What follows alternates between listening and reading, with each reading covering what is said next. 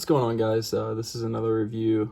This time I'm bringing a driver review. As you can see, I'm going to be reviewing the Ping G430 newly released Ping driver.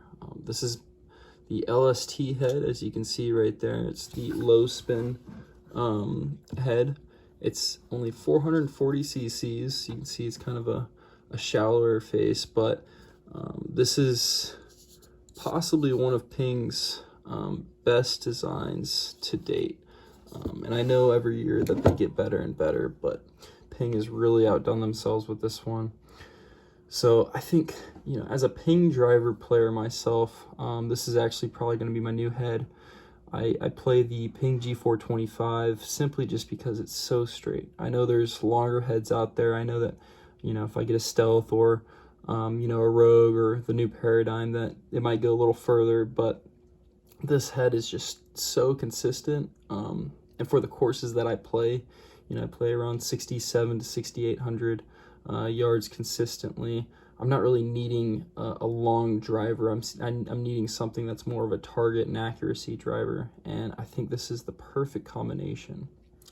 So let's dive right in. So the first thing that is unique and the biggest difference is the carbon fiber on the head. So this is the carbon fly wrap that Ping has introduced, and we've seen this on a lot of drivers in this day and age, and it's kind of like this matte carbon fiber that stops at this point right here. You can see that they still have the turbulators for the aerodynamics of the driver. I don't know exactly how much ball speed that actually helps. As you can see, it's kind of just like these little fins on the top. They've had that going back to, I think, the G30 or something like that.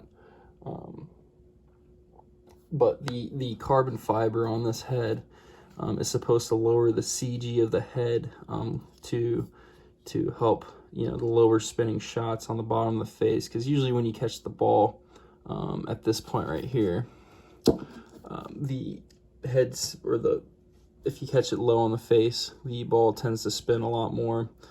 So by putting carbon fiber in the back of the head, on the top of the head, lowers the weight, so when you catch it a little lower on the face, the ball comes out with a little less spin.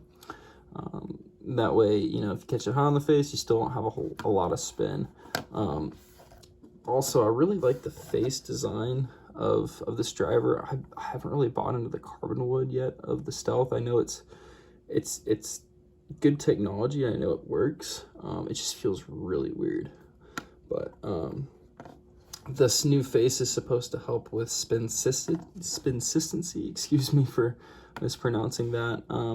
But that's kind of Ping's new terminology for their face, and it's supposed to be more consistent across the face. So whether you hit it on the toe or the heel, you're supposed to get similar spin rates, as well as higher and lower on the face. Moving to the size of the head, I mentioned it was 440 cc's, so it is a little smaller than your normal 460 cc head, which I tend to prefer. I had the bigger G425 head, and it was kind of bulky in my opinion.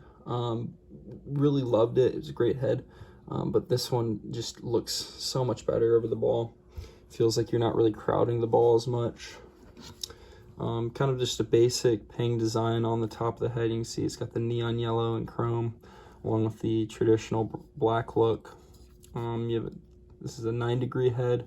All the heads are adjustable, with the adjustable hosel sleeve on the shaft.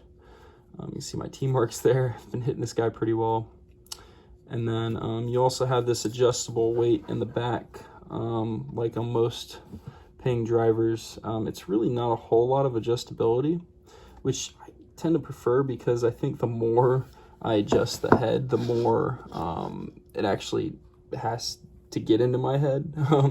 Believe it or not, I think if you get this big old rail on the bottom of the driver, that the more you move it, the more your misses go. So I think that this weight port is just perfect. You just put a little on the right, a little on the left, based on kind of where you want the weight going. So as you can see, you got the carbon fly wrap on the top of the head. Basic performance of this driver, I don't have This is mainly a channel more aesthetics of the club and not as much on performance, but I can tell you that my misses have been a lot more straighter and a lot more consistent. And you know, a lot of driver companies tend to say, oh well, your miss hits are going to be a lot more forgiving.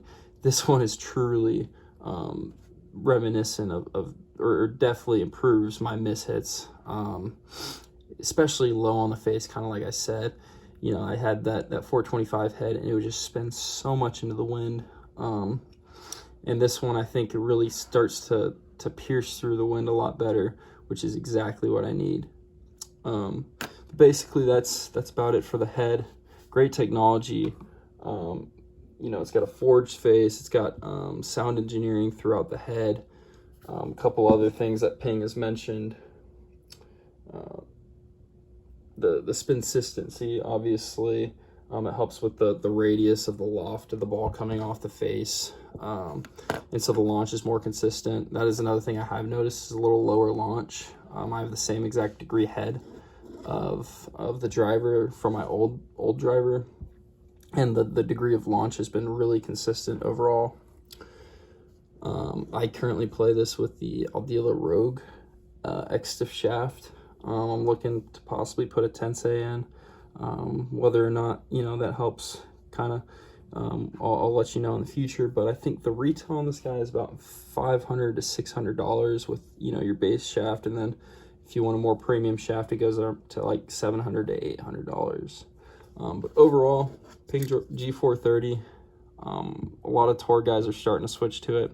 It's a great head. I think go ahead and give it a try.